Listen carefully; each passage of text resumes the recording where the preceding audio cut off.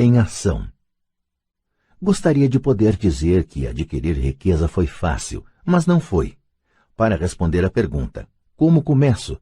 Apresento o processo pelo qual passei dia a dia. É realmente fácil encontrar bons negócios, garanto isso.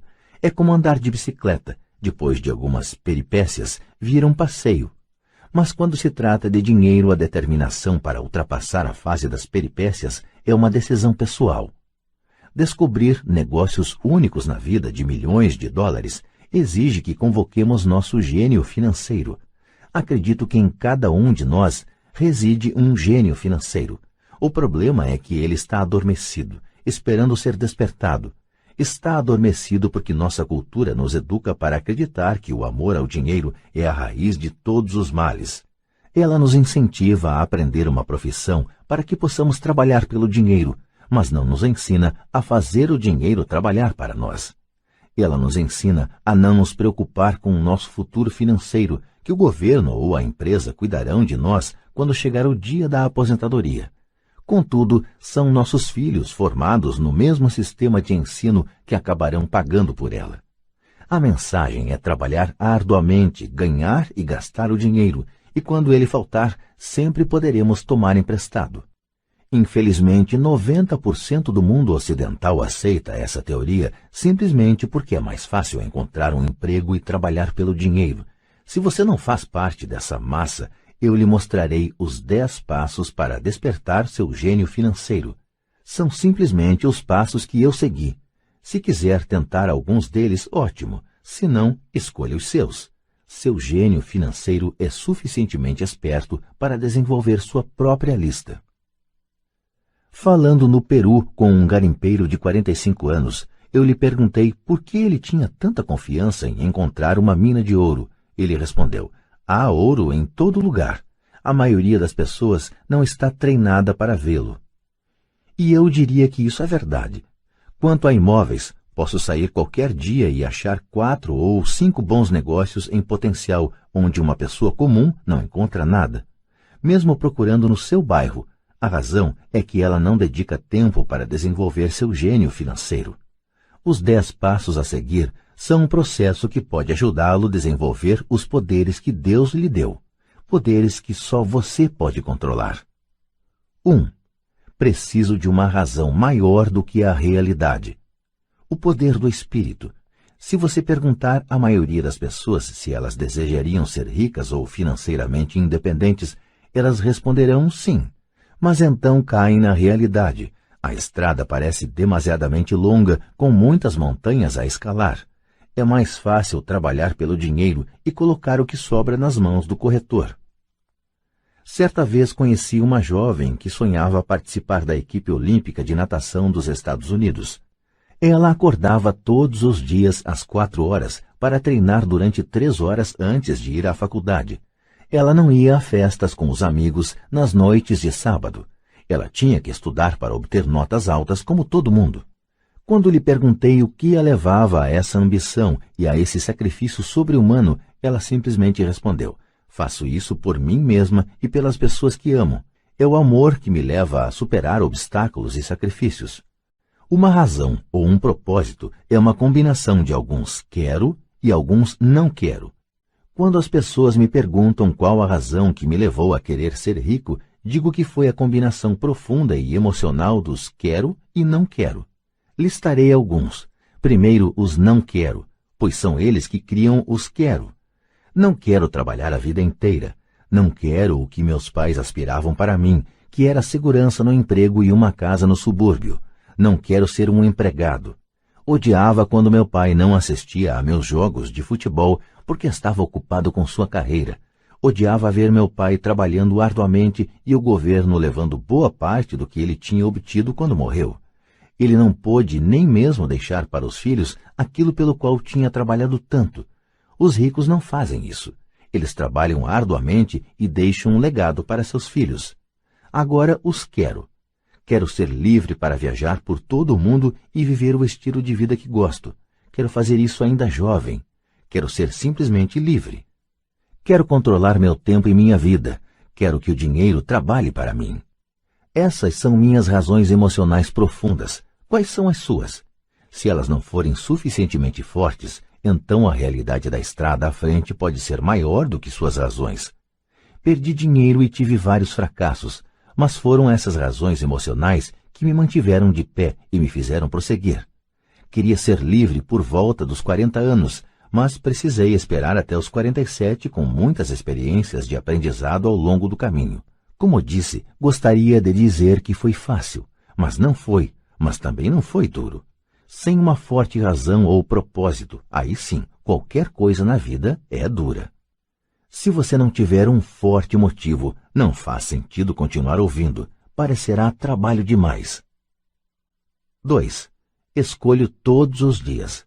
O poder da escolha, esta é a principal razão pela qual as pessoas querem viver em um país livre. Queremos o poder de escolha. Financeiramente, com cada dólar que temos em nossas mãos, temos o poder de escolher nosso futuro de ricos, pobres ou classe média. Nossos hábitos de despesa refletem quem somos nós. As pessoas pobres têm simplesmente maus hábitos de despesa. Uma vantagem que eu tive em criança foi a de que gostava de jogar banco imobiliário constantemente. Ninguém me disse que banco imobiliário era só para crianças, de modo que continuei jogando adulto. Também tinha pai rico que me mostrou a diferença entre um ativo e um passivo. Sendo assim, há muito tempo, quando ainda era garoto, escolhi ser rico e sabia que tudo o que eu tinha a fazer era adquirir ativos reais. Meu melhor amigo Mike tinha uma coluna de ativos que lhe fora dada, mas ele teve que optar por aprender a mantê-la. Muitas famílias ricas perdem os ativos na geração seguinte simplesmente porque não havia ninguém treinado para ser um bom guardião dos ativos. Muitas pessoas optam por não ser ricas. Para 90% da população, ser rico é confusão demais. Então inventam de dizer coisas como não estou interessado em dinheiro, nunca serei rico, não preciso me preocupar, ainda sou jovem, quando tiver algum dinheiro vou pensar sobre meu futuro, ou meu marido, mulher, cuida das finanças. O problema dessas afirmações é que elas roubam das pessoas que pensam assim duas coisas. Uma, tempo, que é nosso ativo mais precioso, e 2, o aprendizado. Só porque você não tem dinheiro, isso não é desculpa para não aprender. Mas é uma escolha que fazemos a cada dia, a escolha do que fazer com o nosso tempo, com o nosso dinheiro e com o que pomos em nossa cabeça. É o poder da escolha. Todos nós temos escolha. Escolhi ser rico e faço essa opção a cada dia. Invista primeiro na instrução. Na verdade, o único ativo real que você possui é sua mente, o instrumento mais importante que dominamos. Como disse, cada um de nós pode escolher o que põe em sua mente uma vez alcançada a idade suficiente. Você pode ficar assistindo a MTV o dia inteiro, ou ler revistas de golfe, ou fazer um curso de cerâmica ou um curso de planejamento financeiro. Você escolhe. A maioria das pessoas simplesmente compra investimentos em lugar de aprender a investir. Uma de minhas amigas, uma mulher rica, teve recentemente seu apartamento roubado. Os ladrões levaram um aparelho de televisão e o videocassete e deixaram todos os seus livros. Nós todos temos essa escolha. Novamente, 90% da população compra aparelhos de televisão e somente uns 10% compram livros de negócios ou fitas sobre investimentos. Então, o que é que eu faço? Vou aos seminários. Gosto quando eles duram pelo menos 2 dias, porque gosto de me aprofundar em um tema. Em 1973, estava assistindo à televisão e vi o anúncio de um seminário de 3 dias sobre como comprar imóveis sem precisar dar entrada. Gastei $385 e o curso me permitiu ganhar pelo menos $2 milhões, talvez mais. Porém, mais importante, me comprou vida. Não preciso trabalhar pelo resto da vida por causa daquele curso. Faço pelo menos 2 desses seminários por ano. Adoro fitas de áudio. A razão. Posso voltar para trás rápido. Estava ouvindo uma fita de Peter Lynch e ele disse algo de que discordei completamente. Em vez de me mostrar arrogante e crítico, simplesmente apertei o botão de retrocesso e ouvi aquele trecho da fita umas 20 vezes. Talvez até mais. De repente, mantendo minha mente aberta, entendi por que ele estava falando aquilo. Foi como uma mágica. Senti como se tivesse uma janela para a mente de um dos maiores investidores do nosso tempo. Ganhei uma tremenda profundidade e percepção dos vastos recursos de seu conhecimento e de sua experiência. Resultado líquido. Ainda tenho minha velha maneira de pensar e tenho a forma de Peter de ver o mesmo problema ou situação. Tenho 2 pensamentos em vez de um. Mais de uma forma de analisar um problema ou tendência, e isso não tem preço. Hoje me pergunto muitas vezes, como Peter Lynch faria isso, ou Donald Trump, ou Warren Buffett, ou George Soros? A única maneira pela qual posso acessar seu vasto poder mental é sendo suficientemente humilde para ler ou ouvir o que eles têm a dizer. Pessoas arrogantes e críticas são muitas vezes pessoas com baixa autoestima que têm medo de assumir riscos. Veja, se você aprender algo novo, terá que errar a fim de entender totalmente o que aprendeu. Se você ouviu até aqui, a arrogância não é um de seus problemas. Pessoas arrogantes raramente leem ou compram fitas. Por que elas o fariam? Elas são o centro do universo. Há pessoas inteligentes que discutem ou se defendem quando uma ideia nova se choca com o que pensam. Neste caso, sua assim chamada inteligência, combinada com a arrogância, se torna ignorância. Cada um de nós conhece alguém muito instruído ou que se acredita esperto, mas cujo balanço mostra outra coisa. Uma pessoa verdadeiramente inteligente saúda as novas ideias, porque novas ideias podem aumentar a sinergia de outras ideias acumuladas. Ouvir é mais importante do que falar. Se isso não fosse verdade, Deus não teria nos dado 2 ouvidos e apenas uma boca. Gente demais pensa com a boca, em vez de ouvir para assimilar novas ideias e possibilidades. Discute-se em lugar de se perguntar. Penso em minha riqueza a longo prazo. Não sou partidário da mentalidade do fique rico depressa, de muitos compradores de bilhetes de loteria ou frequentadores de cassinos. Posso comprar e vender ações, mas sempre compro instrução. Se você quer pilotar um avião, aconselho a tomar aulas antes. Sempre fico chocado com gente que compra ações ou imóveis, mas nunca investe em seu maior ativo, sua mente. O fato de ter comprado 1 ou 2 imóveis não o torna um especialista em imóveis. 3. Escolha os amigos com cuidado. O poder da associação. Em primeiro lugar, não escolho meus amigos levando em conta suas demonstrações financeiras. Tenho amigos que fizeram, de fato, voto de pobreza, bem como amigos que ganham milhões todo ano. O importante é que aprendo com todos eles e faço um esforço consciente para isso. Admito que há pessoas que procurei porque têm dinheiro, mas eu não estava atrás de seu dinheiro, queria seu conhecimento. Em alguns casos, essas pessoas de vastas posses se tornaram amigos queridos, mas nem todos. Há uma diferença que gostaria de destacar.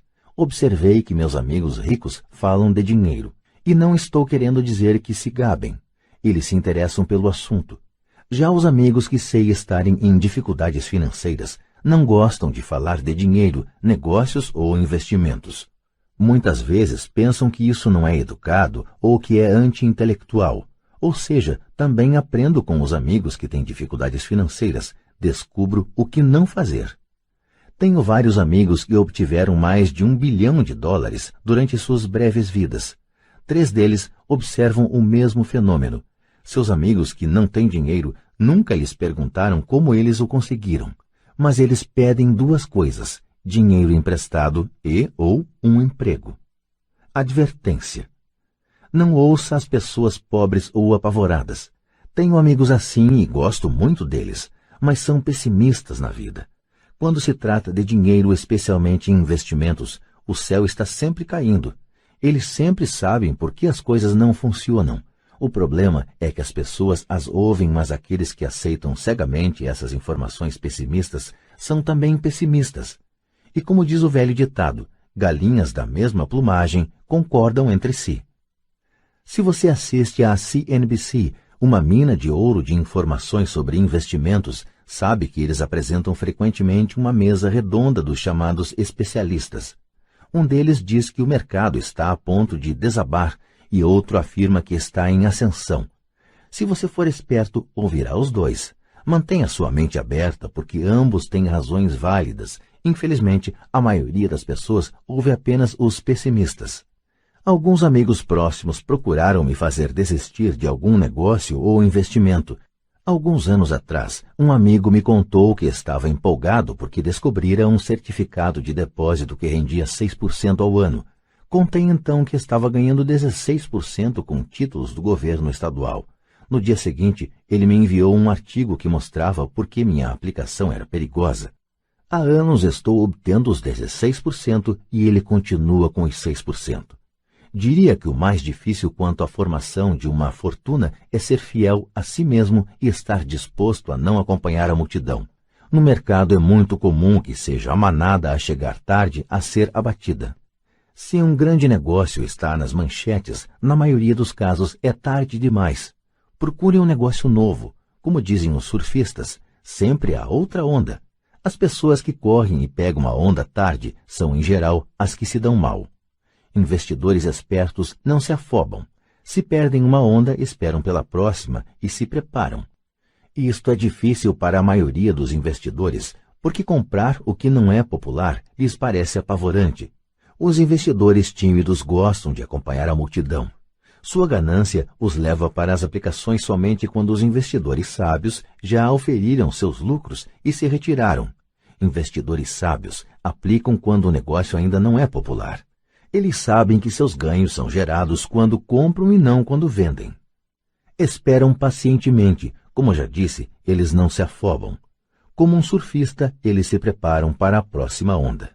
Tudo é insider trading. Há formas de insider trading que são ilegais e outras que são legais. Mas, de qualquer forma, é insider trading. A única distinção é quando você está distante do por dentro. A razão pela qual você quer ter amigos ricos que estão por dentro é porque o dinheiro é ganho aí. É informação fabricada. Você quer saber quando haverá a próxima subida, entrar e sair antes da queda seguinte. Não estou dizendo para fazer nada ilegal, mas quanto mais cedo você souber, maiores são as chances de lucro com risco mínimo. Para isso existem os amigos, e isso é inteligência financeira. 4. Domine uma fórmula e então aprenda outra. O poder do aprendizado rápido. Para fazer o pão, todo padeiro segue uma receita, mesmo que esta só exista em sua cabeça. O mesmo se pode dizer quanto a ganhar dinheiro. Por isso, na gíria, o dinheiro é muitas vezes chamado de massa. Muitos de nós já ouvimos a expressão, você é o que você come. Eu tenho uma variação, você se torna o que você estuda. Em outras palavras, seja cuidadoso com o que você estuda e aprende, porque sua mente é tão poderosa que você se torna aquilo que você põe em sua cabeça. Por exemplo, se você estuda culinária, você tende a ser cozinheiro. Se você não quer continuar sendo cozinheiro, precisará estudar outra coisa, digamos um professor. Depois de estudar para o magistério, você muitas vezes se torna professor, e assim por diante. Escolha cuidadosamente o que você estuda.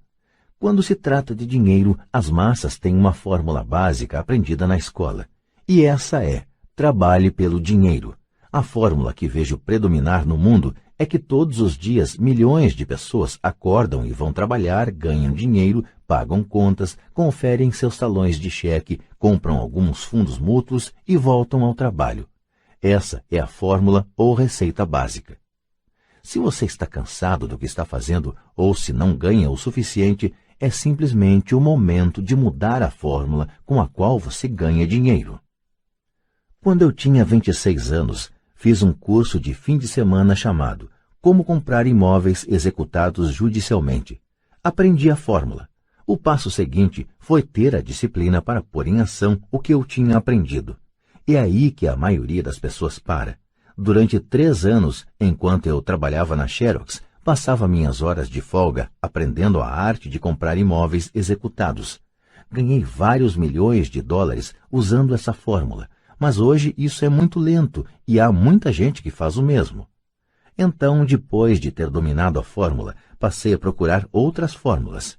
Em muitos dos casos, não usei de forma direta a informação que obtive, mas sempre aprendi algo novo. Já fiz cursos destinados a corretores especializados em derivativos, um curso de negociação de opções de commodities e um curso sobre a ciência do caos. Neste, estava fora de meu ambiente, em uma sala cheia de gente com doutorado em física nuclear e ciência espacial. Contudo, aprendi uma porção de coisas que tornaram meus investimentos em imóveis e ações mais significativos e lucrativos. Muitas instituições comunitárias de ensino superior têm cursos de planejamento financeiro e aquisição de investimentos tradicionais. São lugares ótimos para se começar. Sempre procuro a fórmula mais rápida. É por isso que, com bastante regularidade, faço mais em um dia do que muitas pessoas fazem em toda a sua vida. Outra observação secundária. No mundo em rápida mudança de nossos dias, a questão não é tanto o que você sabe, porque com frequência o que você sabe já está ultrapassado. É a rapidez com que você aprende. Esta habilidade não tem preço. Não tem preço para encontrar fórmulas, receitas, se preferir, mais rápidas de fazer dinheiro. Trabalhar arduamente pelo dinheiro é uma fórmula velha nascida nos dias do homem das cavernas. 5. Pague a si mesmo primeiro. O poder da autodisciplina. Se você não pode se controlar, não tente ficar rico. Talvez fosse bom entrar para a marinha ou alguma ordem religiosa para aprender a se controlar. É a falta de autodisciplina que leva à falência muitos ganhadores de loteria pouco depois de eles terem ganhado milhões. É a falta de autodisciplina que leva pessoas que acabaram de obter um aumento a comprar um carro novo ou fazer um cruzeiro. É difícil dizer qual dos 10 passos é o mais importante, mas de todos este é possivelmente o mais difícil de dominar, se não for parte de sua personalidade. Eu arriscaria dizer que é a falta de autodisciplina que se constitui no fator número 1 a separar ricos, pobres e classe média. Dito de forma simples, pessoas que têm baixa autoestima e reduzida tolerância à pressão financeira não poderão nunca, e quero dizer isso mesmo, nunca, ser ricas. Como já disse, uma lição aprendida com o pai rico foi que o mundo vai bater em você. O mundo bate nas pessoas não porque as outras pessoas sejam ruins, mas porque os indivíduos não têm controle interno e disciplina. Quem não tem força interior muitas vezes se torna vítima daqueles que têm autodisciplina. Nos cursos para empreendedores onde leciono, lembro constantemente aos participantes que não devem focar seu produto, serviço ou atividade, mas o desenvolvimento de habilidades de gestão. As 3 habilidades de gestão mais importantes para se iniciar um negócio próprio são: 1. Gestão do fluxo de caixa. 2. Gestão de pessoal. 3. Gestão pessoal do tempo. Diria que essas habilidades de gestão se aplicam a qualquer coisa, não apenas a empreendedores. As 3 têm importância para a forma como você vive sua vida como indivíduo ou como parte de uma família, um negócio, uma organização de caridade, uma cidade ou uma nação. Cada uma dessas habilidades é realçada pelo domínio da autodisciplina. Levo a sério o dito: pague-se a si próprio em primeiro lugar. The Richest Man in Babylon, de George Clason. É onde encontrei a expressão pague-se a si próprio em primeiro lugar. O livro vendeu milhões de exemplares, mas embora milhões de pessoas repitam livremente essa afirmação poderosa, poucas seguem o conselho. Como disse, a alfabetização financeira nos permite ler os números e estes contam a história.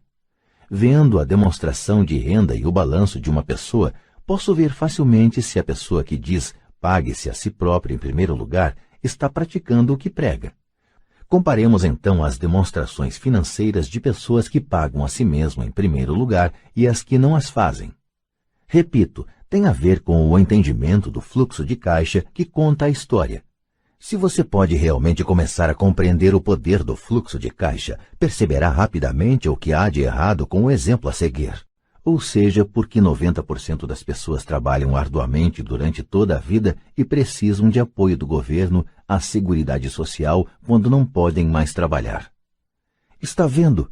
O exemplo anterior reflete as ações de uma pessoa que opta por pagar a si mesma em primeiro lugar. Todo mês, ela destina dinheiro para sua coluna de ativos antes de pagar as despesas mensais. Embora milhões de pessoas tenham lido o livro de Clason e entendido a expressão pague-se a si próprio em primeiro lugar, na verdade, elas o fazem em último lugar. Agora posso ouvir as reclamações daqueles que acreditam sinceramente em pagar as contas primeiro.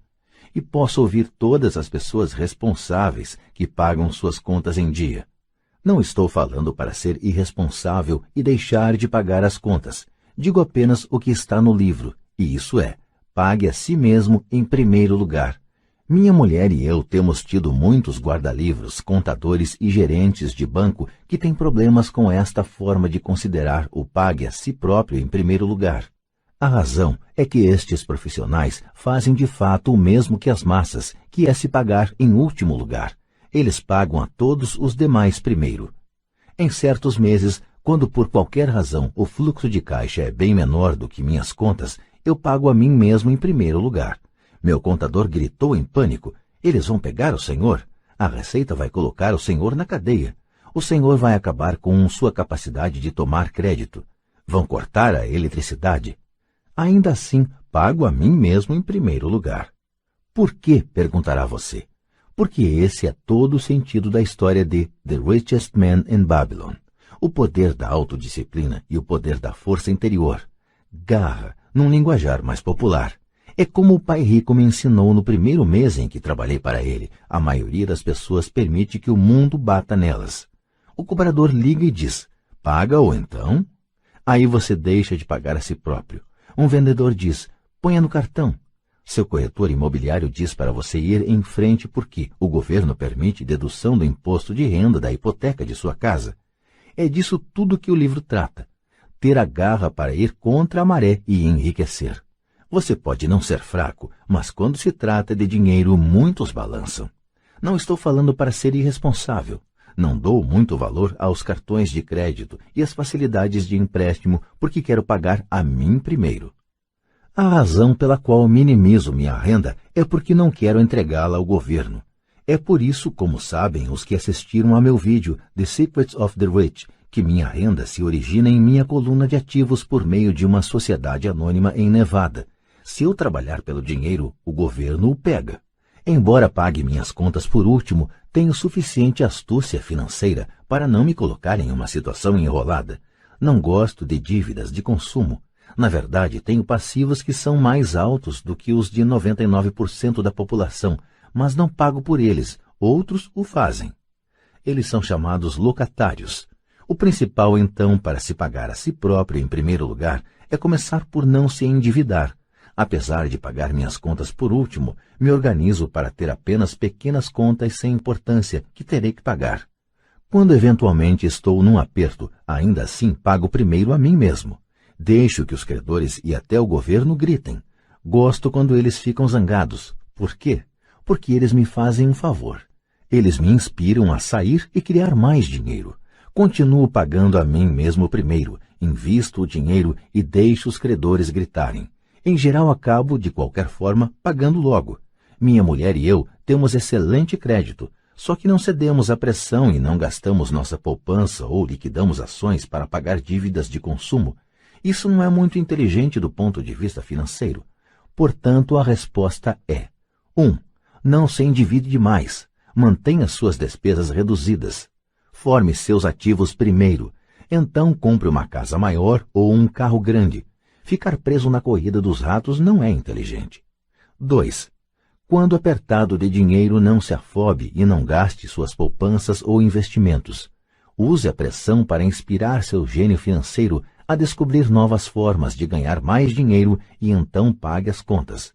Você terá aumentado sua habilidade de ganhar mais dinheiro, bem como sua inteligência financeira.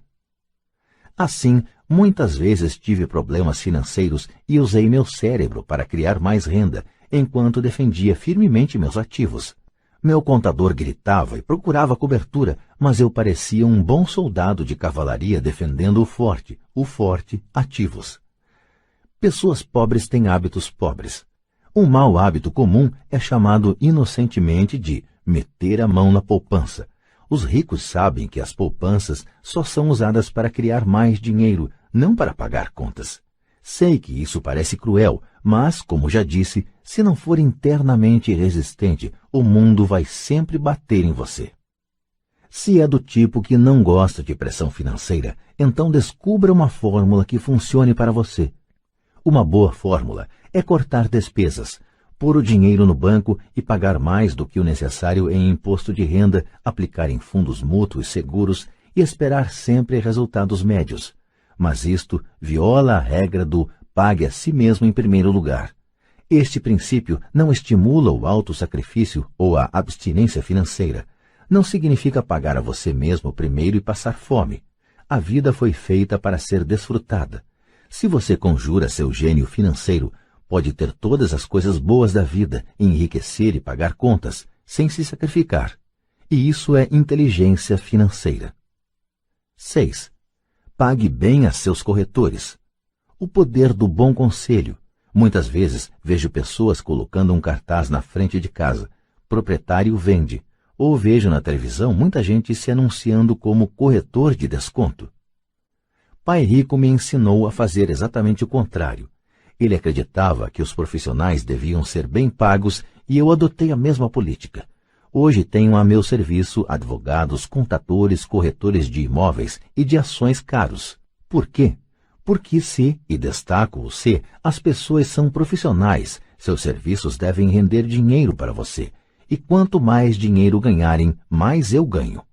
Vivemos na era da informação. A informação não tem preço. Um bom corretor deve lhe oferecer informação e dedicar tempo para instruir você. Tenho vários corretores dispostos a fazer isso por mim. Alguns me ensinaram quando eu tinha pouco ou nenhum dinheiro e até hoje trabalho com eles. O que pago a um corretor é pouco em comparação com o dinheiro que posso ganhar em consequência das informações que eles me trazem. Adoro quando meu corretor de imóveis ou de ações ganha muito dinheiro. Em geral, isso significa que ganhei muito dinheiro também.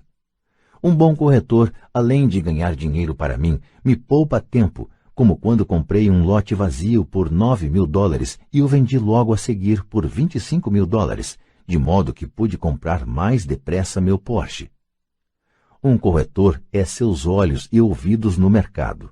Eles estão lá todos os dias enquanto eu não preciso estar. Prefiro jogar golfe. Também as pessoas que vendem sua casa por conta própria não dão muito valor ao seu tempo. Por que eu iria querer deixar de gastar alguns dólares quando posso empregar esse tempo para ganhar mais dinheiro ou para estar com aqueles que amo?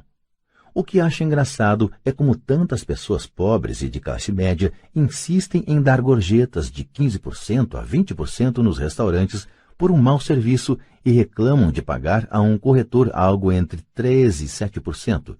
Elas gostam de dar gorjeta a pessoas que figuram na coluna da despesa e maltratam as que estão na coluna dos ativos. Isso não é inteligente do ponto de vista financeiro. Nem todos os corretores são iguais. Infelizmente, em sua maioria, são apenas vendedores. E diria que os vendedores de imóveis são os piores. Eles vendem, mas têm poucos ou nenhum imóvel próprio. A grande diferença entre um corretor que vende casas e um corretor que vende investimentos. E o mesmo se aplica a corretores de ações, títulos, fundos mútuos e seguros que se autodenominam de consultores financeiros. Como no conto de fadas, você tem que beijar um monte de sapos para achar um príncipe.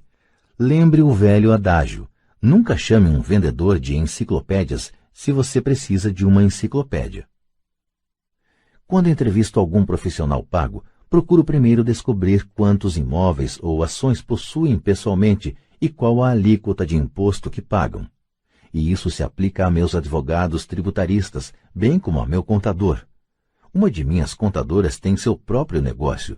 Sua profissão é a contabilidade, mas seu negócio são os imóveis. Eu tinha um contador que tinha uma pequena empresa de contabilidade, mas não tinha qualquer imóvel. Mudei porque nós não gostávamos do mesmo negócio. Descubra um corretor que leve a sério seus interesses. Muitos corretores dedicarão seu tempo a instruí-lo e eles podem ser o melhor ativo que você pode encontrar. Seja apenas justo e a maioria deles será justa com você. Se você se preocupar em cortar suas comissões, então por que eles quererão estar com você? É uma lógica simples. Como disse anteriormente, uma das habilidades gerenciais é a administração de pessoas.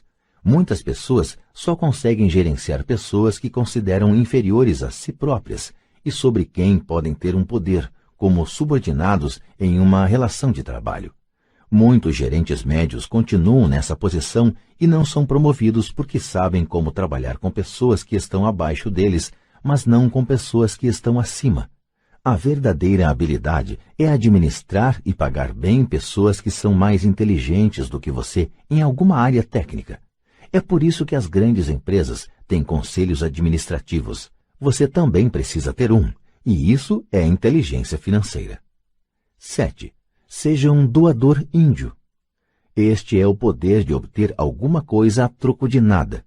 Quando os primeiros colonizadores brancos chegaram aos Estados Unidos, eles ficaram espantados com a prática cultural de alguns índios americanos. Por exemplo, se um colono estava com frio, o índio lhe dava um cobertor. Achando que fosse um presente, o colono frequentemente ficava ofendido quando o índio o pedia de volta.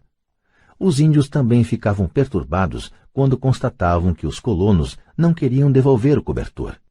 É daí que se origina a expressão doador índio, um simples desentendimento cultural. No mundo da coluna de ativos, é vital para a riqueza ser um doador índio. A primeira pergunta do investidor sofisticado é: com que rapidez posso ter meu dinheiro de volta? Ele também quer saber o que poderá obter de graça, ou o que se chama uma participação nos lucros. É por isso que o retorno sobre o investimento é tão importante. Por exemplo, descobri um pequeno imóvel a alguns quarteirões de onde moro, que estava sendo executado judicialmente. O banco estava pedindo $60 mil e eu apresentei uma oferta de $50 mil que foi aceita, simplesmente porque estava acompanhada de um cheque à vista no valor de $50 mil. Verificaram que eu era sério. Muitos investidores perguntarão se eu não estava imobilizando muito dinheiro de uma vez. Não seria melhor hipotecá-lo? A resposta neste caso é não. Minha empresa de investimentos o aluga por temporada nos meses de inverno e obtém $2.500 ao mês durante 4 meses, quando os pássaros da neve procuram o Arizona. Fora da temporada de férias, seu aluguel é de apenas $1.000 mensais. Em cerca de 3 anos, consegui meu dinheiro de volta. Agora sou proprietário desse ativo, que gera dinheiro para mim todos os meses.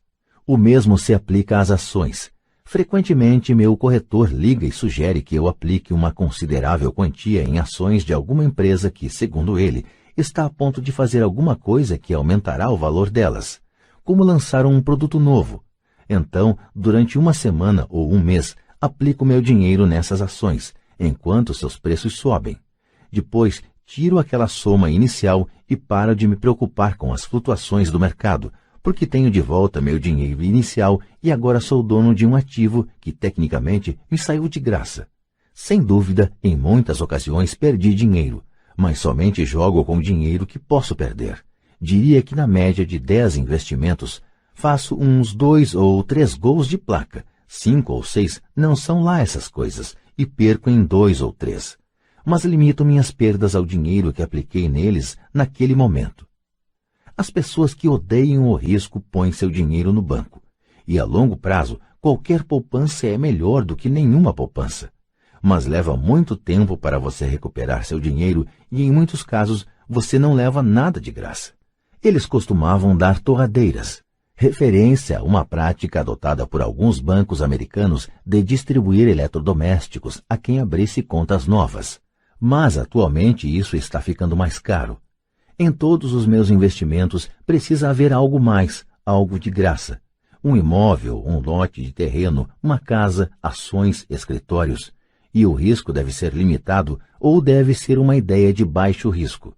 Há livros inteiros que tratam deste assunto, de modo que não me estenderei aqui.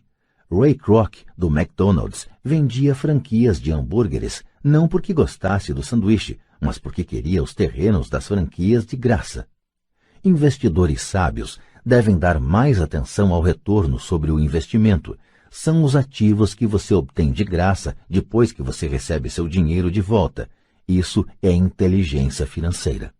8. Ativos compram supérfluos. O poder do foco. O filho de um amigo estava desenvolvendo um hábito desagradável de gastar demais. Aos 16 anos, naturalmente, desejava ter seu carro. A desculpa: os pais de todos os seus amigos tinham comprado um carro para o filho. O garoto queria pegar suas poupanças e dar a entrada para o carro. Foi aí que o pai me procurou. Você acha que devo fazer o que ele quer ou deveria fazer como os outros pais e dar um carro para ele? Minha resposta: a curto prazo pode ser bom, mas o que você lhe terá ensinado a longo prazo? Você não pode usar seu desejo de ter um carro e incentivar seu filho a aprender alguma coisa? De repente, se acendeu uma luz e ele foi correndo para casa. 2 meses depois, voltei a encontrar meu amigo. Seu filho já está com o carro? Perguntei. Não, mas lhe dei $3.000 para comprar o carro. Falei para ele usar meu dinheiro em lugar do seu dinheiro reservado para a universidade. Você foi bastante generoso, respondi. Nem tanto. O dinheiro veio acompanhado de uma condição. Segui sua orientação para usar seu desejo por um carro como incentivo para que aprendesse alguma coisa. E qual foi a condição? Perguntei. Bom, primeiro voltamos a jogar seu cash flow. Jogamos e tivemos uma longa discussão sobre o uso sábio do dinheiro. Fiz para ele uma assinatura do Wall Street Journal e comprei alguns livros sobre mercado de ações. E daí? Indaguei. O que fez? Falei que os $3.000 eram dele, mas que ele não poderia comprar o carro direto. Ele deveria usar o dinheiro para comprar e vender ações, achar seu próprio corretor, e quando tivesse ganho $6.000, metade ele poderia usar para comprar o carro, e o resto devia colocar na poupança para pagar a faculdade. E o resultado? Continuei. Bem, teve sorte nos primeiros negócios, mas daí a pouco perdeu tudo. Então começou a ficar interessado de verdade. Hoje ainda lhe faltam uns $2.000 e está mais interessado ainda. Leu todos os livros que dei e pegou outros na biblioteca. Lê avidamente o Wall Street Journal, acompanhando os indicadores, e assiste à CNBC em vez da MTV, e está aprendendo muito. Ele sabe que se perder dinheiro vai ter que andar a pé mais uns 2 anos, mas não está preocupado. Já nem liga tanto para o carro porque encontrou algo mais divertido para fazer. E se ele perder todo o dinheiro? Perguntei. Aí vamos ver. Prefiro que ele perca tudo agora do que ter que esperar chegar à nossa idade para arriscar a perder tudo. E além do mais, esses são os melhores $3.000 que gastei com sua educação. O que está aprendendo vai lhe servir por toda a vida e ele parece ter adquirido mais respeito pelo poder do dinheiro. Acho que parou de torrá-lo. Como já falei na sessão, pague a si mesmo em primeiro lugar. Se uma pessoa não domina o poder da autodisciplina, é melhor nem tentar ficar rico. Embora o processo de gerar fluxo de caixa a partir da coluna de ativos seja fácil, é a fortaleza mental de direcionar o dinheiro que é difícil. Devido às tentações externas, é mais cômodo neste mundo de consumismo torrar o dinheiro na coluna das despesas. A falta de fortaleza mental leva a permitir que o dinheiro flua pelos caminhos de menor resistência. Darei um exemplo numérico de inteligência financeira, especialmente a capacidade de usar dinheiro para ganhar mais dinheiro. Se eu der a 100 pessoas $10.000 no início do ano, acho que ao fim do ano, 80 não terão mais nada. De fato, elas terão aumentado seu endividamento usando o dinheiro para dar entrada na compra de carro novo, geladeira, televisor, gravador de vídeo ou em viagem de férias. 16 terão aumentado esses $10.000 em torno de 5% a 10%. 4 terão aumentado a soma para $20.000 ou para alguns milhões. Estudamos para aprender uma profissão de modo a poder trabalhar pelo dinheiro. Na minha opinião, é também importante aprender a fazer o dinheiro trabalhar para nós. Gosto de meus supérfluos tanto quanto qualquer outro ser humano. A diferença é que algumas pessoas compram seus supérfluos em prestações. É a armadilha de querer imitar o vizinho. Quando eu quis comprar um Porsche, o caminho mais fácil foi procurar o gerente do banco e conseguir um financiamento. Em lugar de me preocupar com a coluna do passivo, decidi me concentrar na coluna dos ativos. Como de hábito, empreguei meu desejo de consumir para me inspirar e motivar meu gênio financeiro a investir. Constantemente nos preocupamos em obter as coisas que desejamos em vez de nos concentrarmos em criar dinheiro. É mais fácil a curto prazo, porém mais duro a longo prazo. É um mau hábito em que incorremos como indivíduos e como nação. Lembre, o caminho mais fácil muitas vezes se transforma no mais áspero, e o caminho árduo muitas vezes se torna suave. Quanto mais cedo você se disciplinar e aqueles que ama para dominar o dinheiro, tanto melhor. O dinheiro é uma força poderosa.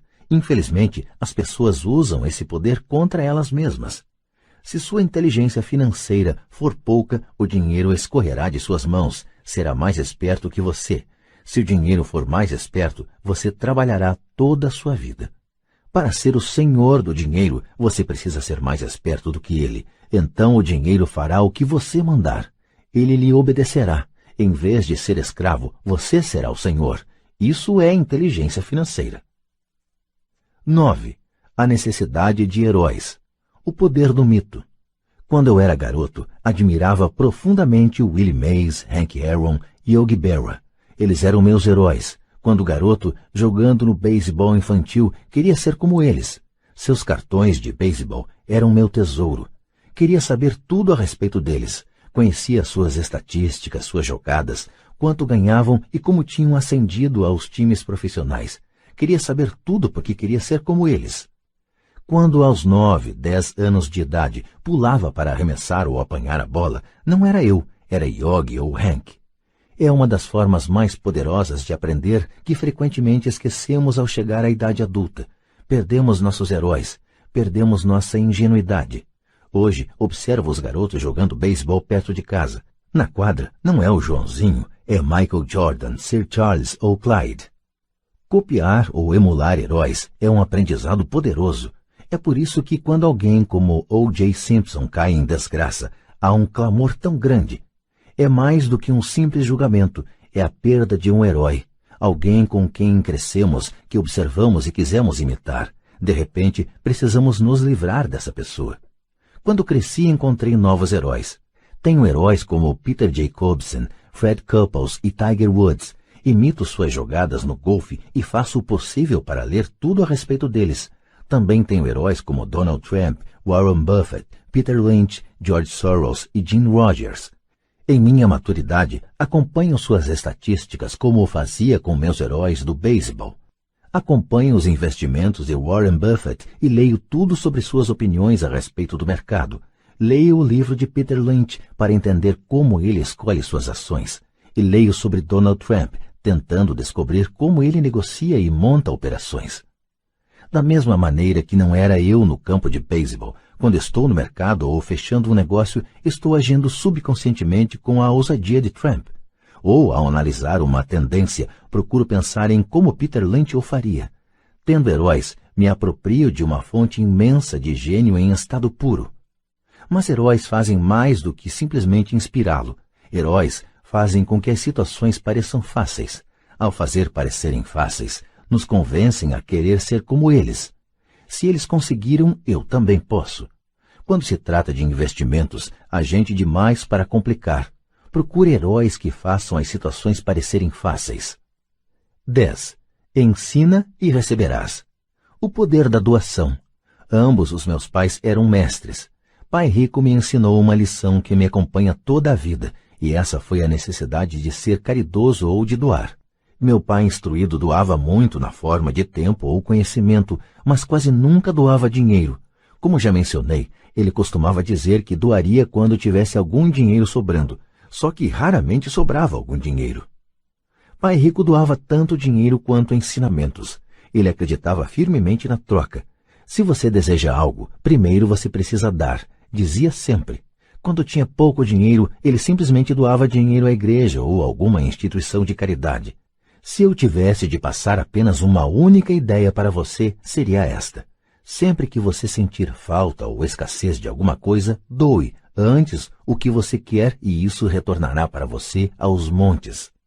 Isso é verdadeiro para dinheiro, sorrisos, amor, amizade.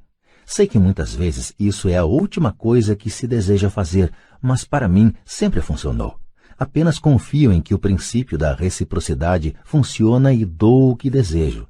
Se quero dinheiro, dou dinheiro e ele volta multiplicado.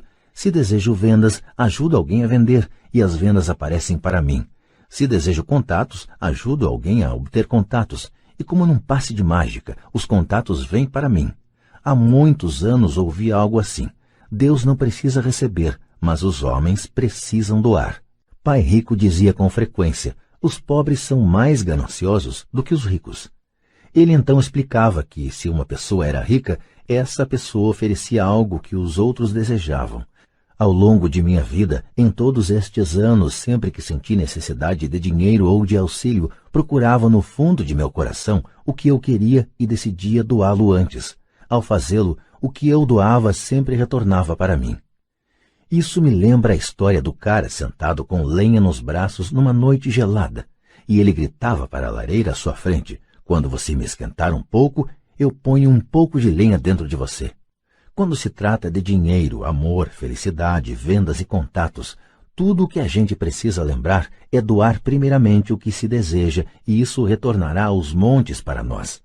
Muitas vezes, apenas o processo de refletir sobre o que você deseja e como você o poderia doar para alguém desencadeia uma torrente de generosidade.